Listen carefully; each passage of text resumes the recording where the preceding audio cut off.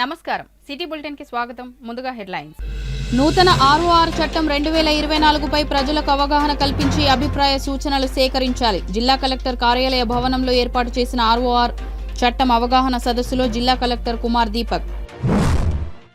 Ramagundam police commissionerate పరిధిలో CCC Naspur police స్టేషన్ను ఆకస్మికంగా తనిఖీ చేసిన కమిషనర్ ఎం శ్రీనివాస్ పోలీస్ స్టేషన్కు వచ్చే బాధితులకు సత్వర న్యాయం జరుగుతుందనే నమ్మకం భరోసా కల్పించాలని పోలీసు అధికారులకు సూచన. రాష్ట్ర ప్రభుత్వ ఉద్యోగ ఉపాధ్యాయ పెన్షనర్ల సమస్యలు వెంటనే పరిష్కరించాలి. ఉద్యోగ ఉపాధ్యాయుల హక్కుల సాధన సమితి జేఏసీ రాష్ట్ర అధ్యక్షులు జగదీశ్వర్ ప్రభుత్వానికి డిమాండ్. ప్రభుత్వం నూతనంగా ప్రవేశపెట్టనున్న ఆర్ఓఆర్ చట్టం 2024పై ప్రజాభిప్రాయ సూచనల సేకరణలో భాగంగా జిల్లా కలెక్టర్ సమీకృత కార్యాలయాల భవన సమావేశం మందిరంలో అవగాహన సదస్సు నిర్వహించారు. ఈ సమావేశంలో మంచిర్యాల జిల్లా కలెక్టర్ కుమార్ దీపక్ అధికారులతో కలిసి పాల్గొని మాట్లాడారు. రాష్ట్ర ప్రభుత్వం ధరణి చట్టంలో మార్పులు తెచ్చి నూతనంగా ఆర్ఓఆర్ చట్టాన్ని అమలు చేసేందుకు సిద్ధమైందని, ఈ చట్టంపై ప్రజలకు పూర్తి అవగాహన కల్పించి వారి అభిప్రాయాలను సూచనలను సేకరించాలనే ఉద్దేశంతో ఈ అవగాహన సదస్సు ఏర్పాటు చేయడం జరిగిందని తెలిపారు. అధికారులు ప్రజలకు ఆర్ఓఆర్ చట్టం అమలుపై లాభ నష్టాలను తెలియజేయాలని, వారి అభిప్రాయాల మేరకే అసెంబ్లీలో చర్చించి ప్రభుత్వం పూర్తి స్థాయిలో ఆర్ఓఆర్ చట్టానికి రూపకల్పన చేయడం జరుగుతుందని అన్నారు. ప్రజా ప్రతినిధులు, ఇతర రాజకీయ పార్టీల వారు కూడా ఆర్ఓఆర్ చట్టంపై ప్రభుత్వానికి తమ సూచనలను, అభిప్రాయాలను తెలియజేయాల్సిందని కోరారు. ఈ కార్యక్రమంలో జిల్లా అదనపు collector Motilal, RDO Ramulu, revenue అధికారులు తదితరులు పాల్గొన్నారు.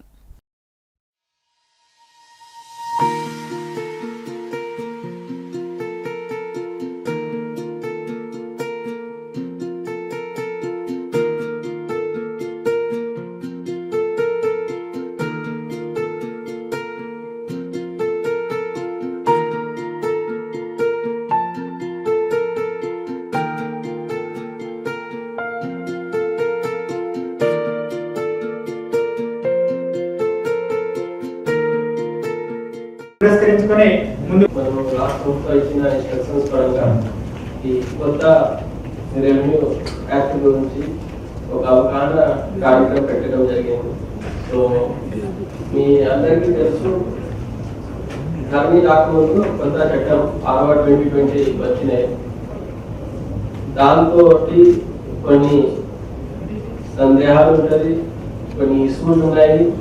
అండ్ మళ్ళీ కొత్త రాష్ట్ర ప్రభుత్వం వచ్చిన తర్వాత ఈ రెవెన్యూ చట్టాలకి అన్ని యాక్ట్స్ కి ఒక కాన్సన్ట్రేట్ చేసేసి ఒక కాన్సన్ట్రేటెడ్ యాక్ట్ తీసుకువస్తాను అట్లా ఒక మాట ఇచ్చారు. సో దాన్ని బట్టి ఈ యాక్ట్ సంబంధించిన ఒక పబ్లిక్ డొమైన్ లో పెట్టేసి అభిప్రాయం వాళ్ళు అడుగుతున్నారు. అది ఎందుకు అడుగుతున్నారు?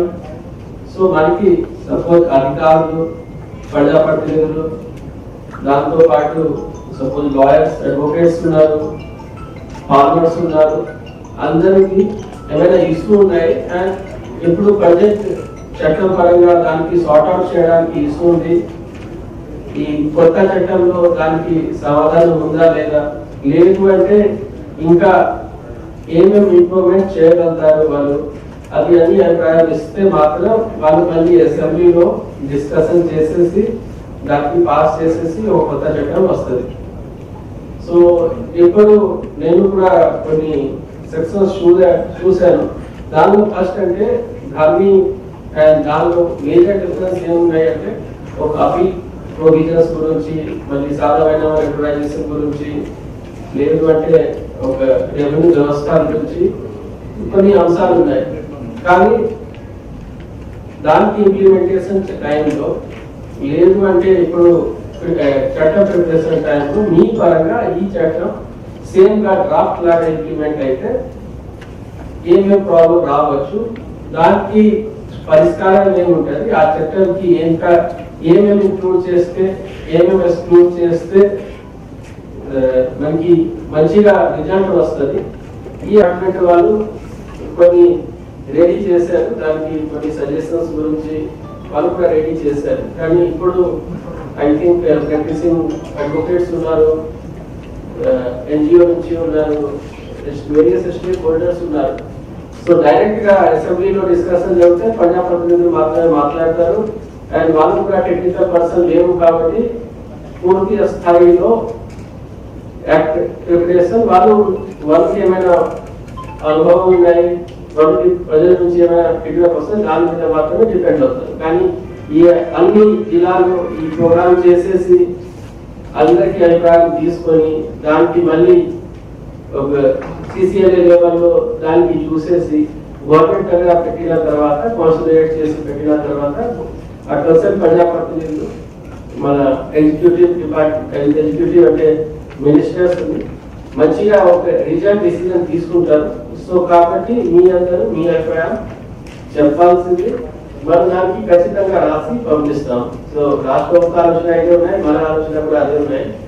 మీ ఇంకా ఒకటి ఏమైనా సజెషన్ చిన్న పెద్దగా కాదు, ఏమైనా సజెషన్ మీకు ఖచ్చితంగా ఇవ్వండి, దానికి మనం ఖచ్చితంగా నోట్ చేసేసి మీ పేరులో పంపిస్తాం. సో మీ చిన్న సజెషన్ నుంచి ఏమైనా యాక్ట్స్ ఇంప్రూవ్మెంట్ అవుతుంది. చాలా మంది అంటే మన 4 crores పాపులేషన్ మన రాష్ట్రానికి అందరికీ హెల్ప్ అవుతుంది. ఎందుకు ల్యాండ్ రిలేటెడ్ ఇష్యూ అందరికీ వస్తున్నాయి. ఎవరైనా ఉంటారో వాళ్ళు ఖచ్చితంగా ల్యాండ్ నుంచి కనెక్టెడ్ ఉంటారు. ఏమైనా పని ఇల్లు ఉండవచ్చు, పొలాలు ఉండవచ్చు, ఏమైనా అయితే ల్యాండ్ నుంచి కనెక్ట్ ఉండవచ్చు. సో కాబట్టి మీ ఇచ్చిన సజెషన్ నుంచి ఏమైనా యాక్ట్ ఇంప్రూవ్మెంట్ అయ్యి చాలా మందికి బెనిఫిట్ జరుగుతుంది. ఇది చాలా మంచిగా ఉంటుంది. సో మీ అందరూ ఈ కార్యక్రమంలో మీ టైమ్స్ ఇస్తున్నారు కాబట్టి మీ అందరికీ థ్యాంక్స్. ఇప్పుడు మన ఆడియో గారు Ramagundam police commissioner M Srinivas శనివారం మంచిర్యాల సబ్ డివిజన్ పరిధిలోని సిసిసి నస్పూర్ పోలీస్ స్టేషన్లను ఆకస్మికంగా సందర్శించారు. పోలీస్ స్టేషన్ కు చేరుకున్న సిపి ముందుగా పోలీస్ స్టేషన్లో పిటిషన్లను వారి రికార్డులను తనిఖీ చేసి బాధితులకు పోలీస్ స్టేషన్కు వెళితే సత్వర న్యాయం జరుగుతుందనే భరోసా కల్పించాలని పోలీస్ కమిషనర్ ఎం శ్రీనివాస్ తెలిపారు. బాధితుల ఫిర్యాదుల విషయంలో వెంటనే స్పందించి వారికి న్యాయం జరిగే విధంగా చూడాలని, మహిళలు, పిల్లలు, సీనియర్ సిటిజన్లతో మర్యాదగా మాట్లాడాలని అన్నారు. పోలీస్ అధికారులు, సిబ్బంది వివరాలు, వారు చేస్తున్న విధులు, పనితీరు, వారికి ఏమైనా సమస్యలు ఉన్నాయా అని అడిగి తెలుసుకున్నారు. పోలీస్ స్టేషన్ పరిధిలో ఎలాంటి నేరాలు అధికంగా జరుగుతున్నాయనే విషయాలపై ఎస్ఐని అడిగి తెలుసుకున్నారు. డయల్ 100 కాల్స్కి వెంటనే స్పందించాలని బ్లూ కోట్స్ సిబ్బందికి సూచించారు. పోలీస్ స్టేషన్ పరిధిలో పల్లె నిద్ర కార్యక్రమం నిర్వహించి ప్రజల సమస్యలు, ఫిర్యాదులు తెలుసుకుని సంబంధిత అధికారుల సమన్వయంతో పరిష్కరించాలని, గంజాయి, మత్తు పదార్థాల సరఫరా, విక్రయం, అక్రమ రవాణా, సేవించడం వంటి వారిపై నిరంతర నిఘా ఉంచాలని అధికారులకు సూచించారు. ఈ కార్యక్రమంలో Mancherial ACP Prakash, special branch ACP Raghavendra Rao, Mancherial rural CI Ashok, SI Sugunakar తదితరులు పాల్గొన్నారు.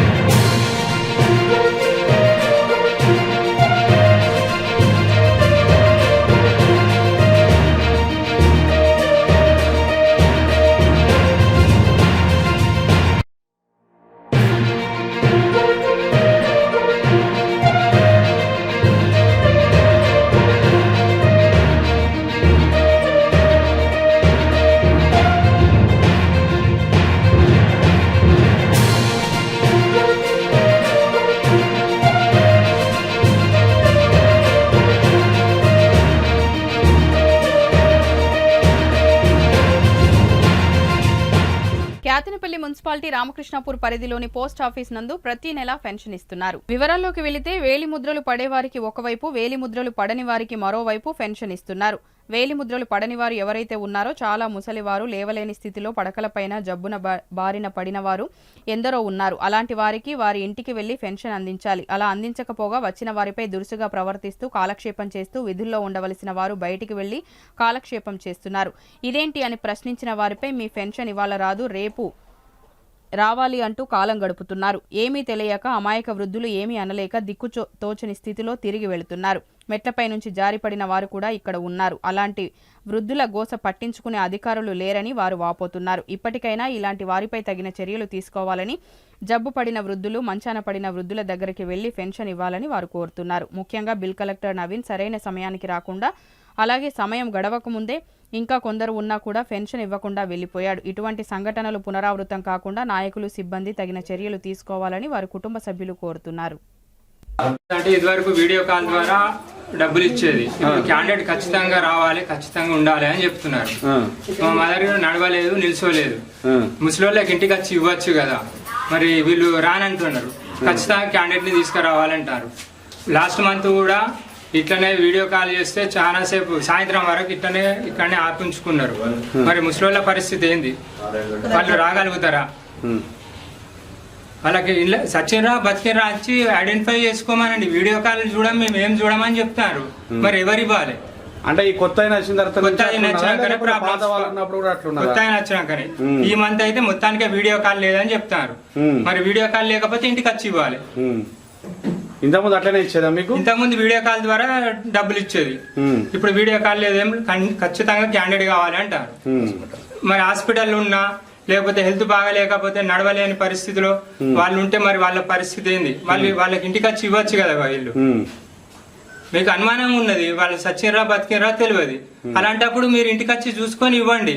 వాళ్ళు నడవగలుగుతారా, వాళ్ళు ఎట్లున్నారని చూడండి, చూసి ఇవ్వండి. వీడియో కాల్ పోయినసారి వీడియో కాల్ చేస్తే ఇచ్చారు, ఇప్పుడేమో వీడియో కాల్ మేము చేస్తే ఇవ్వము.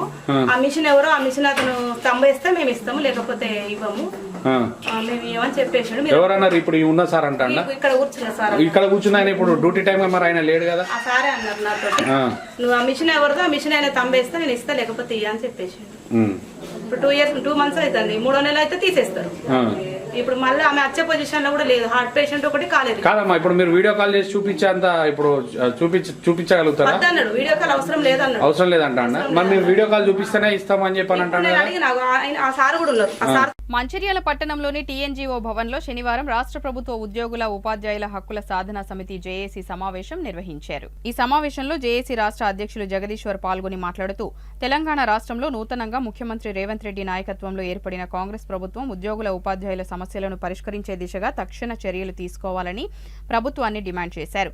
ముఖ్యంగా మెరుగైన ఫిట్మెంట్ ప్రకటించి పీఆర్సీ ఇవ్వాలని, సీసీఎస్ విధానాన్ని రద్దు చేసి పాత పెన్షన్ విధానాన్ని అమలు చేయాలని, పెండింగ్లో ఉన్న డీఏలను వెంటనే విడుదల చేయాలని ప్రభుత్వాన్ని కోరారు. 1వ తేదీనే ఉద్యోగ ఉపాధ్యాయులకు వేతనాలు అందిస్తున్న ప్రభుత్వానికి కృతజ్ఞతలు తెలియజేస్తూ, ఉద్యోగ ఉపాధ్యాయుల పెన్షనర్లకు ప్రభుత్వం ఉచిత వైద్య సౌకర్యం కల్పించేందుకు ఈహెచ్ఎస్ విధానాన్ని వెంటనే అమలు చేయాలని, ఎన్నికలకు ముందు ఉద్యోగులకు ఇచ్చిన హామీలు వెంటనే అమలు చేసేందుకు ముఖ్యమంత్రి రేవంత్ రెడ్డి చొరవ తీసుకుని చర్యలు తీసుకోవాలని కోరారు.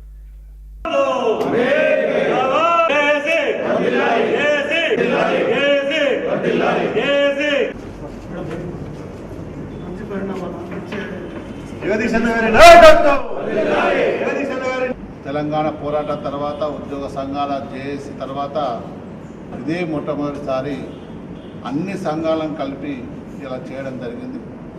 తెలంగాణ ఉద్యమంలో ఎట్లయితే మన హక్కుల సాధనలో అప్పుడు ముందున్నామో అదే మాదిరిగా ఇప్పుడు జేఏసీలో మన హక్కులను సాధించే దిశలో ఇక ఈ కమిటీ పనిచేస్తుంది. మరి రేవంత్ రెడ్డి గారి కొత్త ప్రభుత్వం వచ్చింది, వాళ్ళు వచ్చి 9 నెలలు అవుతుంది. గత ప్రభుత్వంలో 10 సంవత్సరాలు చేసిన తర్వాత వాళ్ళు జీతాలు ఇవ్వలేని పరిస్థితి అప్పుడు తీసుకొచ్చారు. కానీ ఈ ప్రభుత్వం వచ్చిన తర్వాత మరి మేనిఫెస్టోలో పెట్టి మొట్టమొదటి రోజే జీతం ఇస్తామని చెప్పడం నిజంగా హర్షణీయమైన, అది విడ్డూరంగానే అనిపిస్తుంది. ఎందుకంటే ప్రభుత్వ ఉద్యోగులు 31 రోజులు వాళ్ళు కష్టపడితే కానీ ఆ జీతం రాదు. ఆ జీతాన్ని రాయితీగా భావించి ఇవ్వడం, మరి ఈ ప్రభుత్వం రాగానే కొత్తగా వచ్చిన ప్రభుత్వం మన మొట్టమొదటిగా ఫస్ట్ తారీఖునే జీతం ఇవ్వడానికి కృతజ్ఞతలు తెలియజేస్తున్నాం. అలాగే మన మేనిఫెస్టోలో పెట్టిన రూపంగా కాంగ్రెస్ ప్రభుత్వం మేము రాగానే మేనిఫెస్టోలో పెట్టింది, మీరు ఉన్న డిఏలను వెంటనే విడుదల చేస్తామని చెప్పి పెండింగ్ బిల్స్ కూడా ఇస్తామన్నారు. మరి పిఆర్సీని కూడా దాని ఫిట్మెంట్ మెరుగైన ఫిట్మెంట్ పెట్టేసి పిఆర్సీని కూడా చేస్త సందర్భంలో ఈ ప్రభుత్వం రావడం జరిగింది. మరి ఈ ప్రభుత్వాన్ని కోరుతున్నాం, మీరు వాస్తవానికి 9 నెలలే అవుతుంది ప్రభుత్వం వచ్చి. మాకు కూడా తెలుసు, ఎందుకంటే ఈ ప్రభుత్వంలో భాగంగా ఉద్యోగులు, ఉపాధ్యాయులు, కార్మికులు, పెన్షన్లు అందరం పనిచేస్తున్నాం. ఆర్థికంగా భారంగా ఉన్నది. మీరు రైతులకైతే ఆగస్టు 15 లోపల అన్ని సమస్యలు పరిష్కరించి రుణమాఫీని కూడా చేశారు. మరి మేము కూడా ప్రభుత్వంలో భాగమే, ప్రజల్లో భాగమే, మేము కూడా ఓటర్లమే. కాబట్టి మాకు వచ్చిన న్యాయమైన డిమాండ్లను పరిష్కరించవలసిన బాధ్యత గౌరవనీయులైన రేవంత్ రెడ్డి గారు తీరుస్తానని ఆశాభావం వ్యక్తం చేస్తున్నాం. మరి పెండింగ్ బిల్స్ అయితే ఇప్పటికీ సంవత్సరంన్నర నుంచి పెండింగ్, గత ప్రభుత్వంలో ఉన్న పెండింగ్ అట్లా పెండింగ్నే వస్తున్నాయి.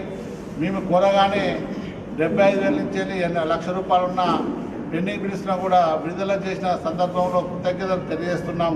కానీ చాలా పెండింగ్ బిల్స్ ఉన్నాయి, చాలా కుటుంబాలు ఇబ్బంది పడుతున్నారని గౌరవనీయులైన రేవంత్ రెడ్డి గారికి తెలియజేస్తున్నాం. మరి పిఆర్సీని కూడా మరి తొందరనే వేసారు, 5% ఫిట్మెంట్ ఇచ్చారు, ఐఆర్ ఇచ్చారు. దాన్ని మెరుగైన ఫిట్మెంట్ ఇచ్చేసి ఉద్యోగులను ఇలా హక్కున చేసుకోవాల్సిన బాధ్యత ఈ ప్రభుత్వం పైన ఉంది. ఉపాధ్యాయులకైతే ఏకీకృత సర్వీస్ రూములను అమలు చేయాలి. కాంట్రాక్ట్ అవుట్సోర్స్ విధానాన్ని రద్దు చేసి వాళ్ళ రెగ్యులర్ ఉద్యోగులుగా పరిగణించాలని చాలా డిమాండ్లు చాలాసార్లు కోరుకున్న సందర్భాన్ని గుర్తు చేస్తున్నాం. ఇలా సిపిఎస్ అయితే నిజంగా పెనుభూతంగా ఆవరించింది. సెప్టెంబర్ 1, 2004లో సిపిఎస్ అమలు అయిన రోజు, ఆ అమలైన రోజు సెప్టెంబర్ 1 రోజున మేము పెన్షన్ల విద్రోహ దినంగా, అది బ్లాక్ డేగా భావించుకుంటూ అన్ని జేఏసీలు, అన్ని జిల్లాల్లో హెడ్ క్వార్టర్లో ఆ జేఏసీలతో ఆ రోజు నిరసన కార్యక్రమాన్ని చేపట్టవలసిందిగా అన్ని జిల్లాల అధ్యక్ష కార్యదర్శులను, జేఏసీ చైర్మన్లను కోరడం జరిగింది. మరి అది పెద్ద మొత్తంలో చేయవలసిన బాధ్యత అన్ని జిల్లా హెడ్ క్వార్టర్లో ఉన్నది. ఎందుకంటే ఆ పెన్షన్ పెనుభూతంగా మారి ఇలా చాలామంది ఉద్యోగులు ఇబ్బంది పడుతున్నారు. కానీ కొందరికి మాకు పెన్షన్ పోతే కొందరు రాజకీయ నాయకులకు పెన్షన్ వచ్చింది. కానీ అటువంటి క్రమంలో మరి మీరు ఇచ్చిన మేనిఫెస్టోలో అదొక భాగం కాబట్టి కేంద్ర ప్రభుత్వాన్ని, రాష్ట్ర ప్రభుత్వాన్ని కోరుతున్నాం, మాకు పెన్షన్ మీకు భిక్ష కాదు, మా హక్కు. సిపిఎస్ను రద్దు చేసి మా పాత పెన్షన్ విధానాన్ని కొనసాగించవలసిన బాధ్యత ఈ ప్రభుత్వాలు తీసుకోవాలని కోరుతున్నాం. అలాగే మెడికల్ ఈహెచ్ఎస్ ఆ ప్రభుత్వం ఉన్నప్పుడు చాలా దెబ్బలు మాతో చర్చించింది. మరి మీకు మా కాంట్రిబ్యూషన్తో మీకు మంచి మెరుగైన వైద్యం ఇవ్వాలని మేము కోరినాం. కోరితే మీరు ప్రభుత్వం నుంచి ఒక 500, ఉద్యోగం నుంచి ఒక 500 వేస్తే ఒక 1000 రూపాయలు అవుతాయి. మొత్తం టోటల్గా సంవత్సరానికి 350 కోట్లు అవుతాయి. మేము ప్రభుత్వం నుంచి కూడా 350 కోట్లు ఇస్తే మీరు ప్రభుత్వంలో మెరుగైన వైద్యం వేస్తారని చెప్పిన సందర్భంలో జీవో రూపంగా ఇచ్చారు. కానీ ఆ జీవో తుంగలో తొక్కినట్టు ఇలా అయిపోయింది. ఆ జీవోను మాట్లాడే నాదుడే లేడు. మన సిఎస్ గారిని కోరుచున్నాం, మీరు జాయింట్స్ ఆఫ్ కౌన్సిల్ పెట్టేసి మా ఉద్యోగుల సమస్యలన్నీ అడగవలసిన బాధ్యత చీఫ్ సెక్రటరీ గారికి ఉంది. కానీ తెలంగాణ వచ్చిన తర్వాత ఆ మర్యాదనే కోల్పోయి ఇలా జాయింట్స్ ఆఫ్ కౌన్సిల్ లేదు, మా ఉద్యోగుల సమస్యలు అడిగిన వాళ్ళు లేరు. నిజంగా ఇలా మొన్న ట్రాన్స్ఫర్లో వచ్చిన జీవో ప్రకారం మేము సిఎస్ గారిని కోరినాం. కొన్ని విధి విధానాలు మా సంఘాన్ని పిలిచి మాట్లాడవలసిన బాధ్యత సిఎస్ గారికి ఉండే కానీ ఆదరబాదరగా చేసి ఇలా ఉద్యోగులు చాలామందిని ఇబ్బంది పడ్డ మాట వాస్తవం. చాలామందికి స్పౌస్గా వాళ్ళకు రిటెన్షన్ లేకుండా ఆ పక్క పొట్టి ఇవ్వాలంటే జోన్ నుంచి వెళ్ళి స్పౌస్ ట్రాన్స్ఫర్ చేసి ఉద్యోగులను ఇబ్బంది పెడుతుంది. కాబట్టి ఈ ప్రభుత్వాన్ని కోరుతున్నాం, త్వరలోనే ముఖ్యమంత్రి గారిని కోరినాం. మరి మీరు త్వరలో మా ఉద్యోగ సంఘాలను పిలిచి మా సమస్యలను పరిష్కరించే మార్గంగా ఆలోచించాలి. ఇలా ఆర్థికపరమైన ఉన్నాయి, ఆర్థికేతర సమస్యలు ఉన్నాయి. మీరు ఆర్థికంగా ఇబ్బంది ఉంటే అప్పటికే 9 అయింది, 4 డిఏలు పెండింగ్ ఉన్నాయి. కాబట్టి మీరు కనీసం 3 డిఏలన్నా ఇవ్వవలసిన బాధ్యత మీ పైన ఉన్నది. మరి ఆర్థికపరమైన అంశాలు కాకుండా వేరే అంశాలను కూడా ఉన్నాయి. కాబట్టి మా ఉద్యోగం చేసి పిలిచి మాట్లాడి అన్నీ చేస్తే మీ ప్రభుత్వానికి అండగా ఉంటాం. మా ఉద్యోగులు ఏ ప్రభుత్వం ఉన్నా ఆ ప్రభుత్వానికి అండగా ఉంటారు. మీరు చేసే అన్ని జీవోలను ప్రభుత్వ ఉద్యోగులుగా మేము ప్రజల వద్ద తీసుకొని ప్రభుత్వానికి మంచి పేరు వచ్చేట్లు మొట్టమొదటిగా ఉంటామని ఆశిస్తున్నాం. మరి రేవంత్ రెడ్డి గారు త్వరలో చూస్తారని ఆశిస్తూ జై తెలంగాణ. మంచిర్యాల జిల్లాలోని తవక్కల్ పాఠశాలలన్నింటిలో ముందస్తు కృష్ణాష్టమి వేడుకలను ఘనంగా నిర్వహించారు. ఈ కార్యక్రమంలో ముఖ్య అతిథులుగా తవక్కల్ విద్యా సంస్థల చైర్మన్ అబ్దుల్ అజీజ్ పాల్గొన్నారు. తవక్కల్ విద్యా సంస్థల చైర్మన్ అబ్దుల్ అజీజ్ కృష్ణాష్టమి యొక్క గొప్పతనాన్ని వివరిస్తూ కృష్ణుని నుంచి విద్యార్థులు నేర్చుకోవాల్సిన విషయాలను వివరించారు. కృష్ణాష్టమి సందర్భంగా విద్యార్థులు కృష్ణుడు మరియు గోపికల వేషధారణలో అలరించారు. పాఠశాల ఆవరణలో ఉట్టికొట్టే కార్యక్రమాన్ని నిర్వహించారు. ఈ కార్యక్రమంలో ఉపాధ్యాయులు, తల్లిదండ్రులు మరియు విద్యార్థులు పాల్గొన్నారు.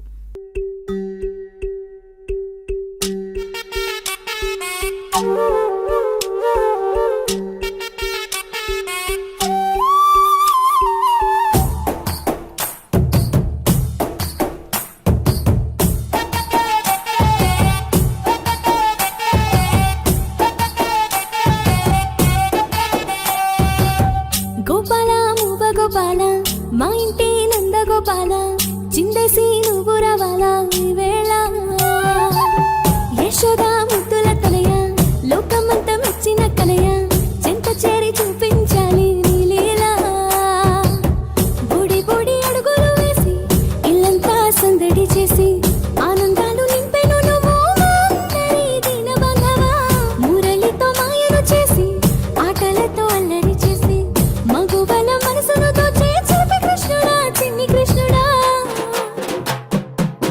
గోపాల మువ్వ గోపాల మా ఇంటి నంద గోపాల చిందేసి నువ్వు రావాలా ఈ వేళ యశోద ముద్దుల తనయ లోకమంతా మెచ్చిన కలయ చింత చేరి చూపించాలి నీ లీలా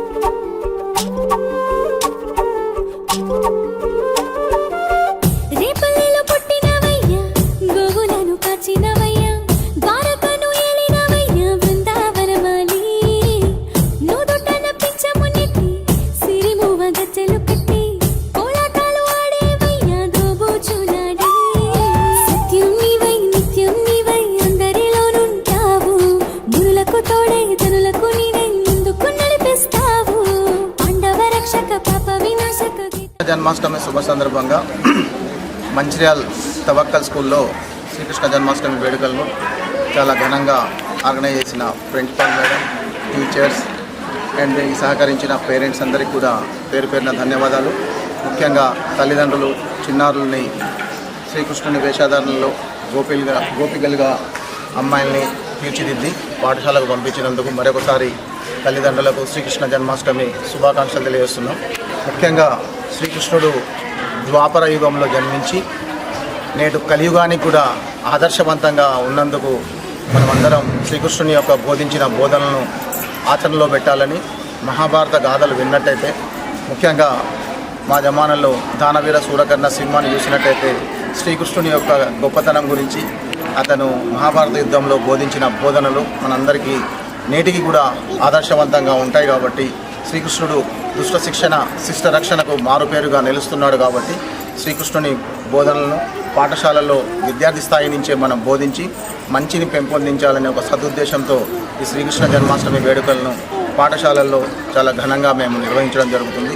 అదేవిధంగా భారతదేశం భిన్న సంస్కృతులు, మతాలు, విభిన్న రాష్ట్రాలు అన్నీ కలిస్తే సమైక్య భారతదేశంగా విరసిల్లుతుంది. కాబట్టి అన్ని పండుగల్ని, అన్ని ఆచారాలని పాఠశాలల్లో విద్యార్థి దశ నుంచి నేర్పించినట్టయితే మనం దేశానికి మంచి భావి భారత పౌరుల్ని తయారు చేసినట్టు ఉంటుందని ఆ సదుద్దేశంతో మనం మంచిర్యాల తవక్కల్ పాఠశాలలో శ్రీకృష్ణ జన్మాష్టమి వేడుకలను ఘనంగా నిర్వహించడం జరిగింది. దీనికి సహకరించిన ప్రతి ఒక్కరికి పేరు పేరున ధన్యవాదాలు. Thank you. జై హింద్. మేరా భారత్ మహా. రెబ్బెన సహకార సంఘం పాలకవర్గంపై ప్రతిపక్ష బీజేపీ పార్టీ నాయకులు నిన్న రైతు వేదిక వద్ద చేసిన అసత్యపు ఆరోపణలను ఖండిస్తున్నామని రెబ్బెన బీఆర్ఎస్ పార్టీ తరపున ఆందోళన కార్యక్రమాలు చేపట్టారు. నిన్న గోలేటి గ్రామానికి చెందిన బీజేపీ మహిళా నాయకురాలు కనీస అవగాహన లేక సహకార సంఘం పాలకవర్గంపై లేనిపోని విమర్శలు చేస్తూ బురద చల్లే ప్రయత్నం చేశారు.